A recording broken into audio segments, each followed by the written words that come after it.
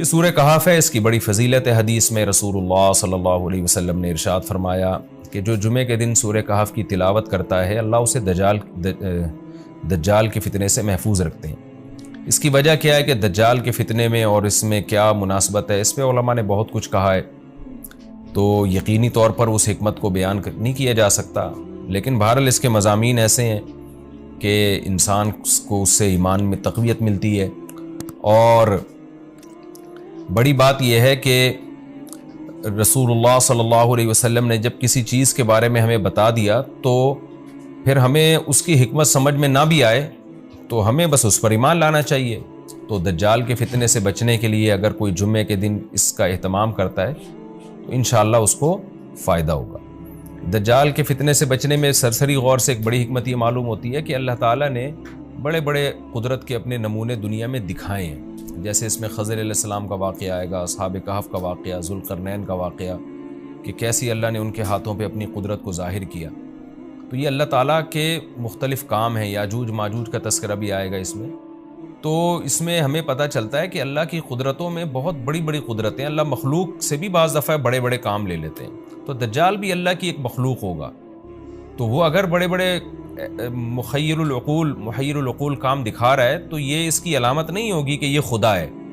جیسے ذوالقرنین سے اللہ نے بڑا کام لیا تو وہ خدا تھوڑی بن گئے، اور خضر علیہ السلام کے ذریعے اللہ نے مردے کو زندہ ایک جو ہے نا وہ دیوار کو سیدھا کروا دیا اور تختہ جڑوا دیا، اور کچھ انہوں نے اللہ کے بتانے سے غیب کی خبریں بتا دیں، تو اس سے وہ خدا تو نہیں بن گئے۔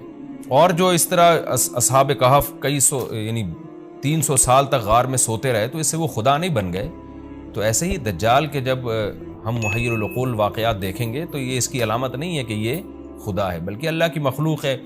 تو اللہ تعالیٰ نے جیسے پچھلے پیغمبروں میں ایسے واقعات رونما ہوئے اور مقصد لوگوں کی آزمائش تھا، تو دجال بھی لوگوں کی آزمائش ہی کے لیے آئے گا۔ اور بہت ساری حکمتیں ہیں جو علماء نے بیان کی ہیں۔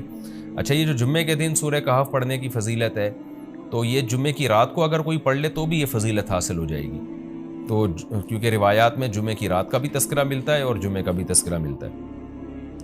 الحمدللہ الذی، تمام تعریفیں اس اللہ کے لیے ہیں، انزل علی عبدہ الکتاب، جس نے اپنے بندے پر کتاب کو نازل کیا، ولم یجعل لہ عوجا، اور اس کتاب میں اس نے کوئی کجی نہیں رکھی۔ یہ قرآن کا کمال ہے، آپ الحمد سے لے کے والناس تک پڑھیں، 2 اور 2 4 کی طرح اس کی آیتیں اور اس کے مضامین سمجھ میں آتے ہیں۔ قرآن کے علاوہ کوئی بھی مذہبی کتاب آپ پڑھ لیں نا تو آپ کو سمجھ میں نہیں آئے گی کہ یہ کیا کہا جا رہا ہے اس میں، اور وہ باتیں نیچر کو اپیل بھی نہیں کریں گی، اور انسان وسوسوں کا شکار ہو جائے گا اور مصیبت میں پڑ جائے گا۔ لیکن قرآن کے دعوے کتنے واضح ہیں، اور دعووں میں تناقض نہیں ہے۔ قرآن نے کہا خدا ایک ہے، ہر جگہ یہی کہا کہ ایک ہے۔ محمد صلی اللہ علیہ وسلم کو کہا کہ نبی ہیں، بشر ہیں نبی ہیں، تو بشریت کو ثابت کیا قرآن نے۔ جہاں نبی صلی اللہ علیہ وسلم سے اوٹ پٹانگ معجزوں کا مطالبہ کیا گیا تو بتا دیا گیا میں بشر ہوں۔ ایک ہی دعویٰ رہا ہے مسلسل شروع سے آخر تک، اور آخری نبی ہونے کا جب دعویٰ کیا گیا تو آخری ہی، یہ نہیں کہ پھر قرآن میں اشارے دے دیے ہوں کہ کوئی اور نبی بھی آئے گا۔ تو تناقض نہیں ہے قرآن میں۔ نماز کو فرض کیا تو نماز فرض ہے۔ تو یہ جتنے مضامین، پھر اخلاقیات کی جو تعلیم دی وہ تعلیم سیم ہے۔ تو یہ ہے کہ عوج نہیں ہے، بالکل نیچر کو اپیل کرنے والی 2 اور 2 4 کی طرح صاف ستھری باتیں ہیں قرآن مجید میں۔ یہ خود قرآن کا ایک بہت بڑا معجزہ ہے۔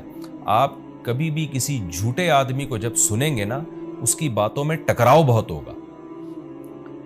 میں ایک دفعہ تحقیق کر رہا تھا، یہ منکرین حدیث جو ہیں جنہوں نے کہا، دعویٰ کیا کہ حدیث حجت نہیں ہے، تو ہمارے شیخ حضرت مفتی رشید احمد صاحب رحمہ اللہ تعالی نے اصل الفتاویٰ کی 2 جلد میں ان کے خلاف بہت کچھ لکھا ہے۔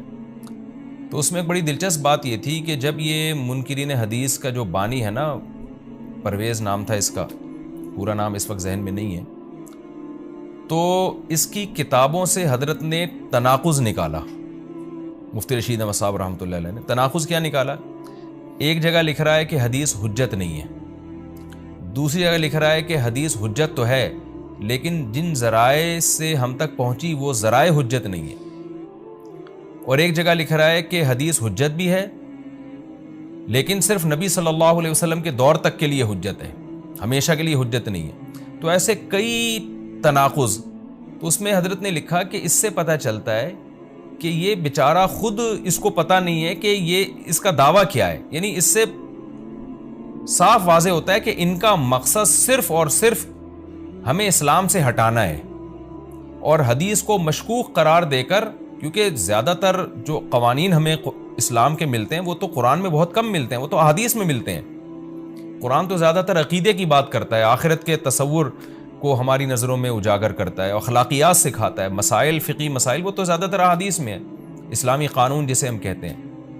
تو مقصد اس کا یہ ہے کہ اسلامی قانون سے کسی طرح لوگوں کو ہٹایا جائے. تو جیسے جس وقت بن پڑی وہ دعویٰ اس نے کر دیا. کبھی مجلس دیکھی کہ یار اس وقت یہ دعویٰ کرنا زیادہ مناسب ہے کہ حدیث حجت تو ہے لیکن جن ذرائع سے پہنچی وہ ذرائع قابل اعتماد نہیں ہے، تو وہاں اس نے یہ دعویٰ کر دیا. تو جھوٹا آدمی کسی ایک بات پہ ٹکتا نہیں ہے. آپ مرزا غلام احمد قادیانی کے دعووں کو دیکھ لیں اس کی کتابوں میں، کہیں وہ لکھتا ہے کہ میں نبی نہیں ہوں، میں تو امام ہوں، اور کہیں لکھتا ہے کہ میں، شروع میں اس نے یہ دعویٰ کیا تھا کہ میں نبی نہیں ہوں، میں امام مہدی ہوں. پھر اس نے دعویٰ کیا میں حضرت وہی عیسیٰ علیہ الصلوۃ والسلام جو مسیح موعود وہ ہوں. اس کی کتابوں میں اتنا ٹکراؤ ہے. وجہ اس کی ہے کہ باطل کا ایک ہدف ہوتا ہے، تو وہ دیکھتا ہے کہ جیسا دیس ویسا بھیس. جیسے اس کا ہدف ہوتا ہے شہرت، دولت، اور یا لوگوں میں پھوٹ ڈالنا یا کوئی منصب حاصل کرنا کسی سے، تو وہ پھر دیکھتا ہے کہ جس وقت جو طریقہ اس کو سوٹیبل لگتا ہے نا وہ وہی طریقہ اختیار کر لیتا ہے. تو ہر باطل میں یہ ہوتا ہے. آج بھی ہم دیکھتے ہیں جو اہل باطل ہوتے ہیں وہ کسی ایک بات پہ ٹکتے نہیں ہیں. ایک تو ہوتا ہے نا انسان سے غلطی سے ایک دعویٰ ہو گیا اس سے رجوع کر لے، وہ ایک الگ چیز ہے، وہ تو ہر انسان سے خطا ہو سکتی ہے. لیکن اہل باطل کے دعووں میں بہت ٹکراؤ ہوتا ہے، وہ کسی ایک بات پہ ٹکتے نہیں ہیں. آج بہت سارے اسکالرز ایسے ہیں کہ آپ جب ان کی تقریریں سنیں گے یا ان کی کتابیں پڑھیں گے تو انہیں بہت ٹکراؤ نظر آئے گا. اسی سے صاف پتہ چل جاتا ہے کہ یہ لوگ اپنے دعوے میں مخلص نہیں ہیں، ان کا مقصد پھوٹ ڈالنا ہے. تو جتنی جو تحریف شدہ آسمانی کتابیں ہیں، یہ جتنے باطل مذاہب ہیں، ان میں بھی آپ کو یہ ٹکراؤ نظر آئے گا. تو قرآن یہ دعویٰ بار بار کرتا ہے کہ اللہ تعالیٰ نے جو کلام اپنے حبیب صلی اللہ علیہ وسلم پہ نازل کیا اس میں آپ کو عوج نظر نہیں آئے گا، کوئی کجی نظر نہیں آئے گی. بہت واضح 2 اور 2 4 کی طرح وہ اپنے دعووں کو دعوے کرتا ہے قرآن مجید، اور اس پر دلائل قائم کرتا ہے.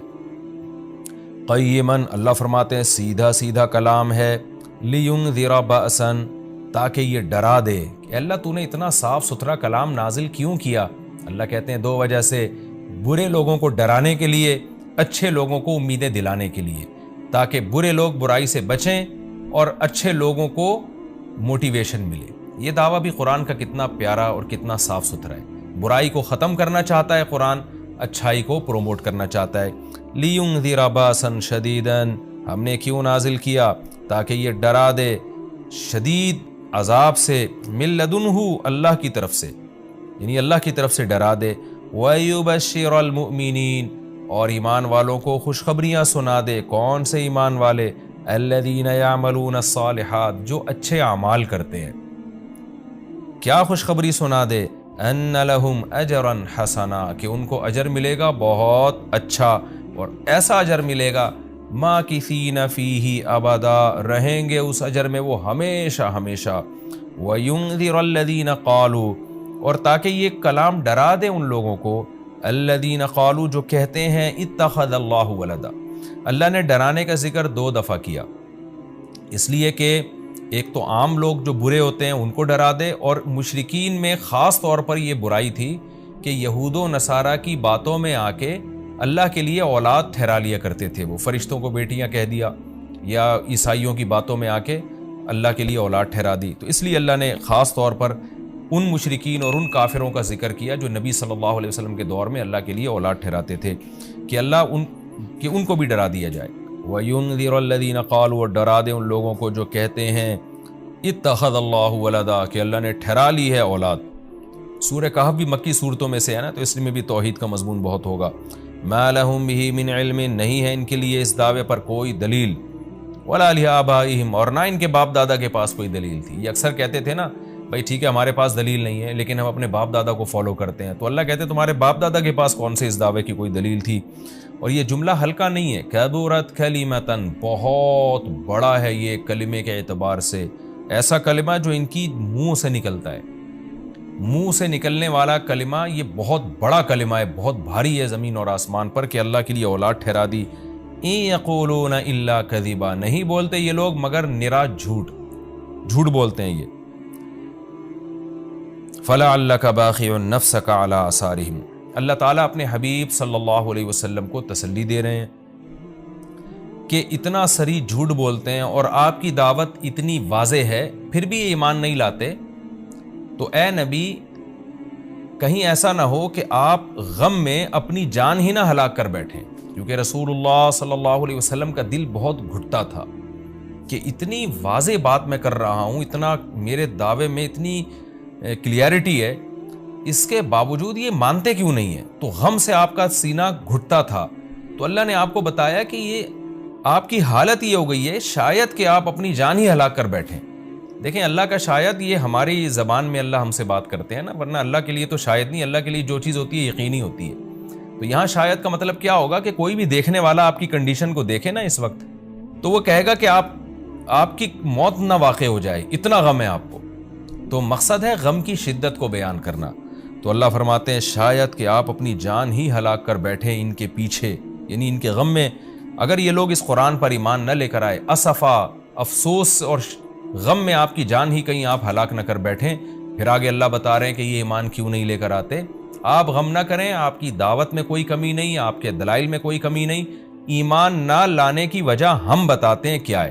کچھ لوگ لائیں گے، کچھ نہیں لے کر آئیں گے، وجہ کیا ہے وہ ہم بتا رہے ہیں اگلی آیت میں، اِنَّا جَعَلْنَا مَا عَلَى الْأَرْضِ، ہم نے بنایا ہے ہر اس چیز کو جو زمین کے اوپر ہے، زینت اللہ، زمین کے لیے یعنی زمین والوں کے لیے زینت، اٹریکٹیو بنایا ہم نے۔ زمین اجڑی ہوئی ہوتی، کسی کا دل ہی نہ لگتا زمین میں، تو سارے آخرت ہی کی فکر میں لگ جاتے، لیکن زمین میں اٹریکشن ایسی پیدا کر دی ہے کہ یہ اللہ سے غافل کرتی ہے، حق سے دور کرتی ہے۔ ہر آدمی اس زمین کی زینت کو حاصل کرنے کی کوشش کرتا ہے۔ زینت وہ چیز ما یتزین، جو مزین ہوتی ہے اور جس کی طرف انسان کی اٹریکشن ہوتی ہے، چاہے حقیقت میں وہ اٹریکشن کے قابل ہو یا نہ ہو۔ جیسے گندگی کا ڈھیر ہے، اٹریکشن نہیں ہوتی، لیکن آپ نے اس کے اوپر ایک خوبصورت ململ کا کپڑا ڈال کے خوشبو چھڑک دی تو اب وہ دیکھنے میں بھلی لگنے لگے گی۔